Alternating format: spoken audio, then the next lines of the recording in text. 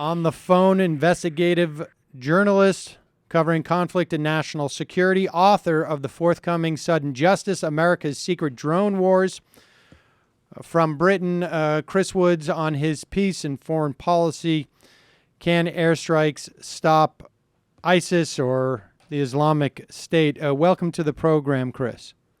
Thanks for having me back on, Sam. I really appreciate it. Yes, we were rudely interrupted by our internet provider last week. So let's just take it up, and to the extent that anything has changed since we spoke on Thursday briefly, it is only that we have we're seeing the I guess the mechanics of the attempt to execute the policy outlined by President Obama. Since then, also there was another video released of a British NGO worker who was beheaded, and it seems that the propaganda campaign by ISIS has been effective, at the very least in this country, in creating the sense that this is a huge threat to the United States national security, despite the fact that President Obama sort of downplayed that to a certain extent. But tell us what we, the United States, has been engaged in, what our policy has been, and what our activities have been since August 8th, when ISIS, around that time, had taken Mosul in Iraq. Well, maybe we should wind the clock back even further. It's almost a year now, in fact, since the Iraqi government approached the United States and asked the US to bring the drones back, which was an extraordinary move for the Maliki government. The US refused at that time. It refused to equip Iraq with armed drones or to send in American teams with armed drones. Instead, it equipped some of Iraq's light aircraft. Iraq has a very poor air force with Hellfire missiles, really not very effective. And I think one of the problems over the last year is that absence of air power, and that is as much down to Iraq as, I would say, the Western allies who've not really had their eye on the ball, has given groups like ISIL the ability to operate pretty much unimpeded on the ground. And that really was what led them to advance so quickly about 6 weeks ago now, when they took big chunks of northern Iraq. And of course, it was that then prompted the US finally to begin airstrikes, not just drone strikes, but strikes using bombers, fighter aircraft, and attack aircraft in Iraq. And I think, the latest we've had from CENTCOM is that there have been 160 US strikes in Iraq since August the 8th. That might not sound like a lot, but that's almost the same number of airstrikes as occurred in the first 3 years of the Obama administration, when the US was still occupying Iraq. So there's actually quite a high volume of airstrikes. It's higher in tempo at the moment than airstrikes in Afghanistan, and it's more than all of the strikes that have taken place this year in Pakistan, Yemen, and Somalia, the secret wars that the US is involved in at the moment, mostly using drones. So it has been quite a heavy tempo of strikes, focused in just a few small areas at the moment. But as you say, Sam, big discussions in Europe today, a lot of countries coming together to talk about military plans, military action, how they're going to extend this war into Syria. And we're probably going to see a lot more countries coming on board, either supplying logistics or actually combat aircraft. And it's starting to look more and more like the model they used in Libya back in 2011, where we had aircraft from, I think, around a dozen countries participated in that conflict. It's probably going to be a similar kind of model. Aircraft from the Middle East, from Europe, from Australasia, the United States, all participating in a bombing and surveillance campaign that will extend and straddle, if you like, the border between Iraq and Syria. So broadly characterize what those 160 airstrikes, broadly characterize what they represent in terms of I guess a military strategy, and then also break it down for us on exactly what those airstrikes have done, and maybe it's vice versa. Yeah. I mean, I had a good chat with some former, very recent US Air Force commanders last week when I was writing my foreign policy piece. And they did feel that the campaign so far had been very limited, but then they said that's actually precisely what President Obama had ordered. The terms that he laid down initially for airstrikes in Iraq were very, very focused. They were related to protecting the US consulate in Erbil, and protecting civilians, and also to help the government of Iraq, which at that point was in a very precarious position, having lost so much of the country in such a short time. So the airstrikes have been very focused on particular objectives until now. I think that's about to change quite radically, but so far, the US focus has really been on breaking the ability of ISIS or ISIL to advance rapidly. They've been hitting an awful lot of their vehicles. Lots and lots of captured high-tech vehicles were seized by Islamic State when they captured the cities of Mosul and Tikrit, for example. So I think 85 technicals or armed vehicles have been destroyed by the US so far. More than 40 Humvees, all of them are, of course, originally supplied by the US taxpayers. Armor personnel carriers, even some tanks have been destroyed. 3 tanks that the terrorist group managed to get hold of. So the focus has been really on halting their ability to move at speed, and also preventing them from massing. When they come together in number is when they're most dangerous. They're using large numbers of vehicles to advance at speed on cities. They do seem to have lost that ability now. And so we haven't really seen any significant gains by Islamic State since the US air campaign began in early August. And I'd say that's a success. They've done well with that. The problem, of course, is an awful lot of that equipment, that hardware, the Humvees, the armored personnel carriers, probably even tanks, have crossed back over into Syria now, where they're being used both against the Assad regime and against the other groups who are fighting the Assad regime, the rebellion. It's a 3-way fight in Syria at the moment, and of course it's that 3-way fight that the US and its allies are about to insert themselves into. And so, just getting back to the campaign that we've been waging at this point, I mean, and I think, is it fair to have characterized it as really, at least in the context of Iraq, as sort of a containment strategy? Yes, absolutely. I would say, studying this, that very limited numbers of areas that they've hit. I've only been able to chronicle 5 areas that CENTCOM says they've hit, and all of them are at the edge of the range that Islamic State extended to. This isn't heartland Islamic State. This is at the edge where they're threatening to push further out. So this is about holding Islamic State for the moment while the Iraqi army gets its act together. Because of course the other enormous problem here is that we saw the wholesale collapse of the Iraq army when Islamic State moved into Iraq. Not in particularly large numbers, actually. And yet the army collapsed mostly without even giving a fight. Really worrying. I want to get into the numbers because in a moment, but you reported that nearly 70% of those U.S. strikes were in the Mosul Dam area. Just tell us why Mosul, the dam area, was so important and why they continued after Peshmerga forces and I guess Iraqi forces had supposedly secured the dam.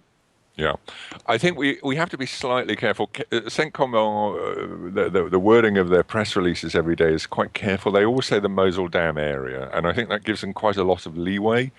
You know, I suspect some of these strikes are not where we think they are. They're in the vicinity or in the region, but not in the immediate area.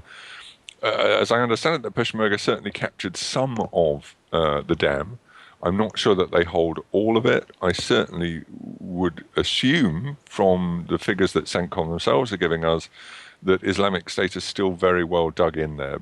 And by the way, it's not just vehicles that are being destroyed. They've been hitting observation posts, machine gun emplacements, mortar positions, checkpoints, moving out in the last couple of weeks into more established military checkpoints and buildings, if you like. So there has started to be a shift away from just the vehicles into the fighting positions, if you like, of an occupying army. But that in itself, I think, is slightly troubling because that's exactly what Islamic State now is. It's an occupying army of these parts of Iraq, and the problem is, how do you get them out? I mean, talk a little bit about the numbers. I mean, I've heard reports that the number of fighters who actually took over Mosul was in the hundreds, as opposed to the thousands that they supposedly faced in terms of the Iraqi army.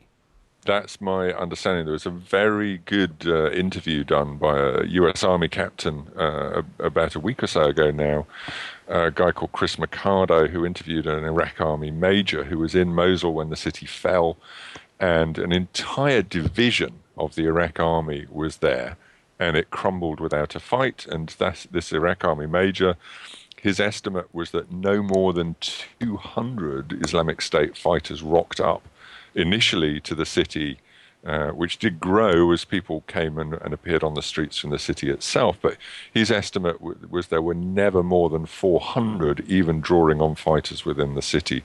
So 400 people, 400 fighters able to overthrow a city, the second biggest city in Iraq, that in theory had an entire division of the Iraq army present, is really shocking. And the reason the Iraq army collapsed so quickly, he alleges, is that the two generals in control of that city ran away. They got in their helicopters the moment that Islamic State arrived, and they flew away.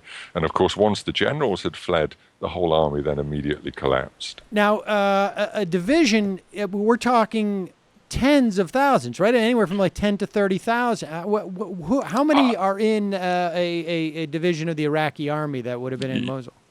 Yeah, I mean, the numbers I'm hearing on that are varying. I think we can assume, up to around 10,000 soldiers in principle were involved here. Maybe less. Some people are grouping in paramilitary units and even police units into that. So I don't think a division of the Iraq army post-Saddam is the same kind of size as we're used to thinking about, and certainly not the same size as the division of the U.S. Army, for example. But certainly thousands. Certainly right. I mean, nevertheless, we're talking troops. about a factor of probably 10 at least, right? Yeah, I mean, absolutely, without a doubt. Yeah.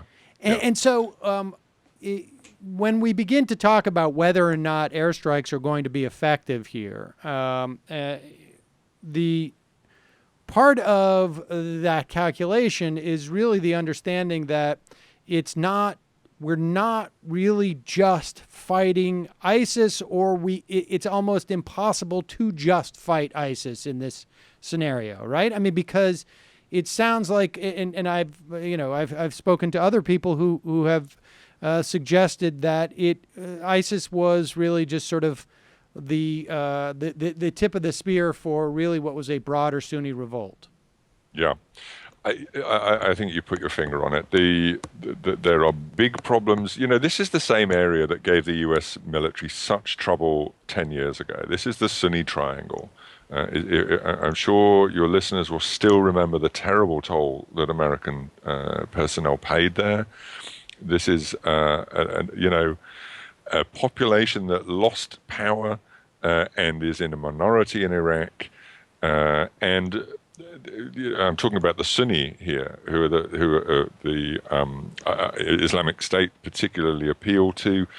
And the Sunni, Mosul is a very interesting city because there's a lot of tensions there between Arabs, Sunni Arabs, and Kurds, and it's a city that the two ethnic groups have been fighting for control over ever since Saddam fell. If you like, the Maliki government, the government that just got overthrown in Iraq, introduced a third element into that, in that most of the soldiers it sent to be in the city were actually Shia, completely problematic in terms of that city's makeup. So you have a Shia army, and then you have a population divided by Sunnis and Kurds. And so that's the reality of Mosul. It's a very fractious city. It was the last city, if you like, to be controlled by the Iraq government after the surge, even when most other parts of the Sunni Triangle had calmed down. Mosul continued to be a big problem, and American soldiers were dying in Mosul right to the end. Very aggressive town, long experience of insurgency, and they do have some natural support, Islamic State, in that city. I wouldn't say it's the population, but I'd say it's a big chunk of the population are sympathetic to at least some of what Islamic State stands for, if only because they see them as fellow Sunnis and not as an occupying Shia force, which many of them had come to see the Iraq army as. And so, what in your reporting, I think the CIA came out with an estimate at the end of this week that the number of ISIS fighters, and I guess we're talking about within Iraq and within Syria, went from around 10,000, as of May this past year, to anywhere between 20 and 30,000 now. Is that jibe with what your reporting has told you? It probably does, actually. I'm not. I couldn't swear by the CIA's numbers, and goodness knows we have trouble with CIA estimates on other issues. But look, I mean, clearly, Islamic State is able to recruit. And interestingly, completely separate to that CIA estimate, we have seen interesting field reports about Islamic State units in the field now, which are a real mix of battle-hardened veterans who fought in, say, Libya or in Syria, mixed in with raw recruits. So there are clearly new recruits coming in. And they now occupy a big area. They occupy a geographical area about the same size as my country, about the same size as Britain, with a population of around 4 million people in that area. So, yes, I could see that CIA estimate being, if not accurate, it's certainly in the right ballpark. Give me your understanding of what's happening in Syria with ISIS. There were reports over the past couple of days that, despite the fact that one of President Obama's on his 4 or 6-point plan, I guess depending on how you want to count them, in supporting the so-called moderate rebellion in Syria, involving both arming the Syrian Free Army and training, providing training for them, I guess, via Saudi Arabia, is that many of these groups have both signed non-aggression pacts with ISIS over the past couple of days, and we've heard at least from the Free Syrian Army that they are insisting upon regime change as part of any deal that they make with the United States, regime change in Syria. What have you heard in that respect? To be honest, I probably know more than you've read, Sam. It's very, very confusing what's coming out. It's not clear what the United States' long-term goals are in Syria, other than defeating Islamic State. But in my view, it's not enough to defeat Islamic State. You have to know what you're going to put in there afterwards. And this is very messy, in my view. We are effectively seeing the US and its allies inserting themselves into a civil war as another player, is my take on this. Without an end plan, there's no UN here. There's no peace plan. There's no, when we've defeated ISIS, we're going to get everyone around the table and hammer out peace here.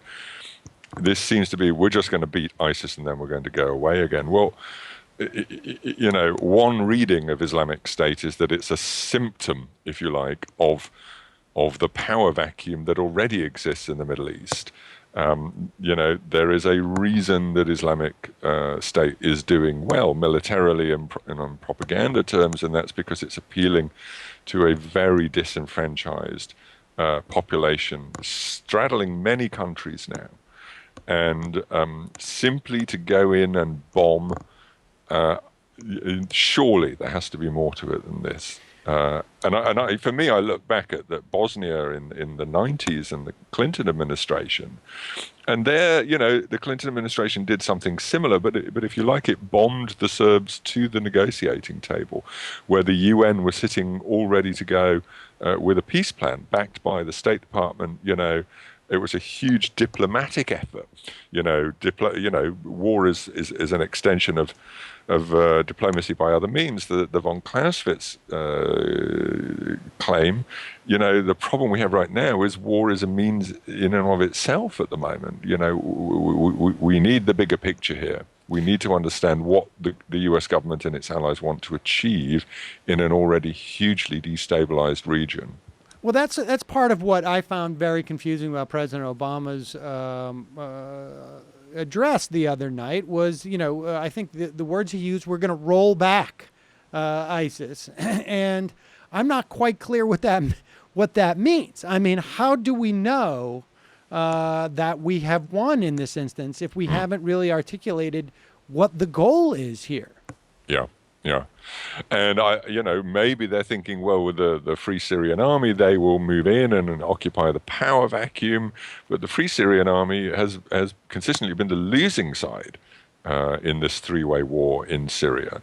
Do we want foreign troops going in and occupying? Well, I mean, Western troops aren't going to go there. There's no interest in that from Western populations. And also our credibility is zero after the disaster of Iraq. So what are we thinking? Do we think Kurdish, Turkish troops could go in, or Iranian troops, or Saudi troops, or, each of these countries where they to send troops is problematic in its own right because they're already players in the civil war in Syria. There are no honest brokers here. The Saudis, for example, arming really quite extreme factions in Syria. Some of whom, in a few months, we might actually find ourselves at war with, because their values are very similar to Islamic State themselves.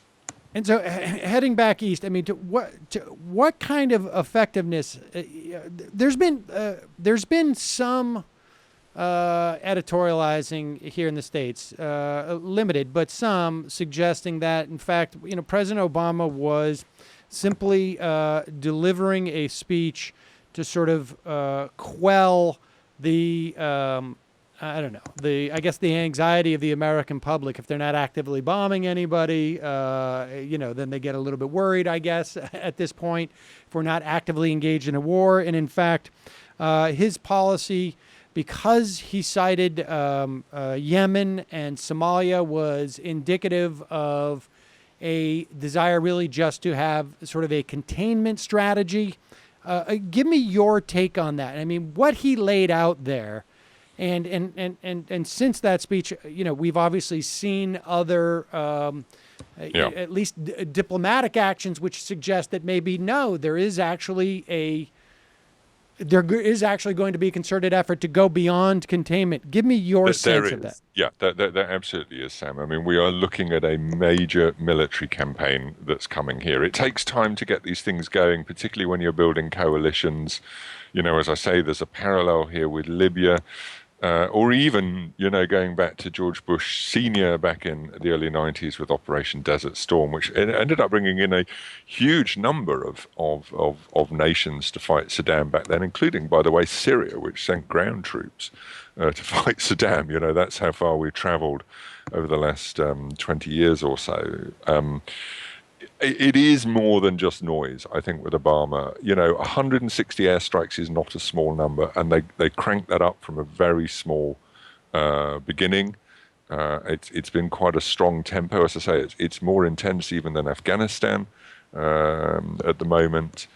And as this conference in France today is showing, we're looking at a coalition of probably active military partners of around a dozen people. But here's my problem with this. I checked with the State Department last week on Friday. I phoned them and said, in John Kerry's present round of diplomacy, how many meetings did he have with the United Nations? None was the answer. None. And it's all about war. But what the Middle East needs right now, desperately, is peace. This is a horrific civil war, of worse proportions than Bosnia was back in the 90s. Bosnia, we lost 250,000 people. We're probably almost at that in Syria already.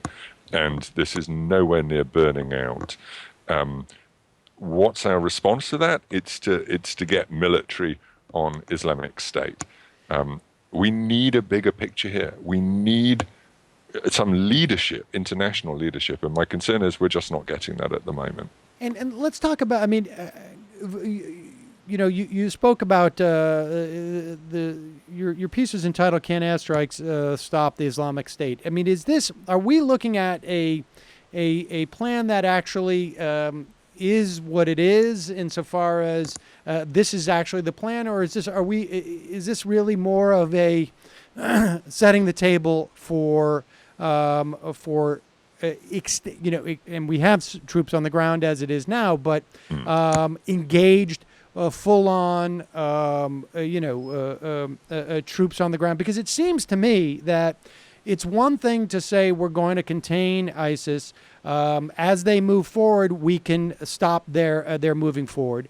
But the idea that those in the Sunni Triangle are going to welcome the United States, which is, from their perspective, simply reasserting Shia domination over them, seems pretty far-fetched. And it seems to me that our bombing, our airstrikes, if we begin to get in a more offensive mode where we're trying to set up the actual taking of territory, is only going to alienate those people more and, I guess, strengthen their bond with ISIS.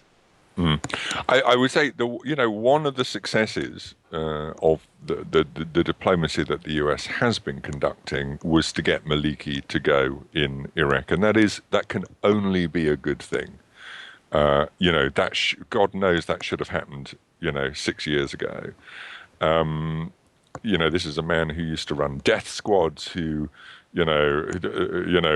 unbelievably partisan and very much the wrong person for Iraq, but that was the person that Iraq ended up with. I think the removal of Maliki, or the stepping down of Maliki, and his replacement effectively with a government of national unity, which is what we're getting at the moment, is a good step, and that should help the Sunnis realize that the Iraqi government shouldn't necessarily be against them. And let's not forget, Iraq has been through a disastrous decade. I think 150,000 Iraqis have died since the U.S. invasion in 2003. That's civilians. They don't want more war. They want peace. So if the government in Baghdad can be seen as credible, as genuinely representing the needs of Sunnis and Kurds as well as Shia, that's a big step forward.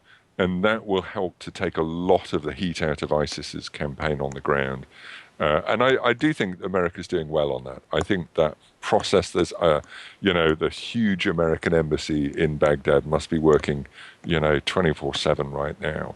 And hopefully that will bear fruit. But that might take time. And that government has got to assert itself and has got to become trusted and to be seen to be trustworthy by the Iraqi people. For the short term, I think Islamic State are going to be dug in for quite some time. I mean, that to me seems, those two, it seems to me that diplomacy that you're talking about there, the notion of the unity government in Iraq attempting to prove that it's a unity government, is at loggerheads with a more aggressive bombing campaign of places like, I guess presumably Mosul. I mean, I don't know what does, once ISIS realizes, okay, we can't amass en masse because we then become an easy target. We need to get our weaponry into Syria, where it's a lot harder to pick this large weaponry off. I mean, what then could the U.S. accomplish with just airstrikes, other than alienating those people who were trying to convince that this time it's going to be different. Yeah, you're absolutely right. It is such an easy trigger. If we just step back from the appalling things that Islamic State are doing right now, these videos of the beheading of Americans and British people are very cleverly thought out by Islamic State. These are provocations to push the hot triggers in both countries, to pull these countries back in. Why? Because we're so hated there. And it gives them the lightning rod against which to organize. One of the reasons Obama got the United States out of Iraq was because it just gave the resistance something to organize against. Right. Because we were so hated. And so the value of us being back there is really problematic, really problematic. And right now, the US is effectively acting as the Iraq government's proxy air force. Where that's going to go from here, I don't know. I don't think we're going to see US airstrikes bombing Iraqi cities. I don't think we're going to see, Fallujah, Redux or Gaza in Iraq with the US military. They've learned they don't go there. They're not interested in that. I think we are going to see a similar pattern of airstrikes. And crucially, those airstrikes are going to be in support of ground offensives by the Iraq army. And in fact, the Iraq army has been pushing video quite hard over the last few days of its assault on Haditha Dam. So not just the Mosul Dam, but Haditha Dam to the south in Abyan province. Sorry, not Abyan. God, it completely slipped my mind. I'm jumping between countries there. But so Haditha Dam and the Iraq army assaulting that area with top cover by the US Air Force. So that's probably the kind of model that the Americans would like to see. And can that model be replicated in Syria? I mean, it seems that the implications of every action that's taken by the U.S. are different in Syria, not just because things are a lot more confusing on the ground, but because also we haven't been invited. Yeah. Well, who goes in if Islamic State vacates territory in Syria? Is it the Free Syrian Army, or is it the government of Syria? Each of which is enormously problematic. The Free Syrian Army is on its knees at the moment and barely hanging on. If it has to occupy more territory, it's actually more vulnerable, and Assad is more likely to win. If Assad reoccupies the territory, then what has the civil war been about for the last few years? But as I say, if other countries come in, who's the honest broker here? Who's the trustworthy nation whose peacekeeping troops are going to be acceptable? I'm not sure. All right. So lastly, so what do you anticipate us seeing over the next weeks, several months? Right now in Iraq, the tempo of strikes has really slowed. What I would suspect is going on is the US is prepping for airstrikes in Syria. I think we're going to see quite a concerted shift to airstrikes in Syria as a show of force, and also similar tactics to what we've seen in Iraq, crippling their capabilities to move, tying them down, pinning them down.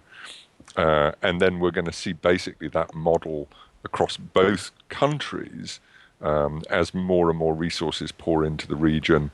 We'll see a sort of increase in tempo, if you like, as then on the Iraq side, the Iraq army steps up. On the Syrian side, the US will attempt to bolster the Free Syrian Army, but I think the Syrian side of this is going to be the long haul. I think Iraq, we may see resolution within maybe 6 months. Syria, this could be 2-3 years. And, President Obama has been touting the success of his models in Somalia and Yemen as these air-only campaigns that he says works. Well, these are campaigns that have been going for 5 years with, I have to say, very questionable results. So this is not going to be a short campaign. This is America committing itself to a new war in a new country against a new enemy. And it's pretty unclear where that war is going to end. What is clear is it's not going to be in Obama's time in office. This is going to be something the new president is going to inherit. Wow, that's I guess every president needs his legacy, I guess, and it seems as of late, much of it has come from Iraq. Well, so while we have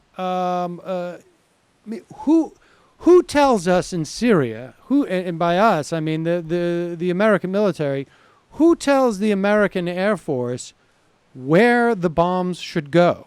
I mean, that's the part of this calculation that seems completely, I mean, presumably there's a plan, and presumably the American government knows. Ostensibly, they're not working with Iran. I imagine that we would not, they would not announce it if we were, or with Assad for that matter. I mean, how do we know where we're supposedly dropping these bombs?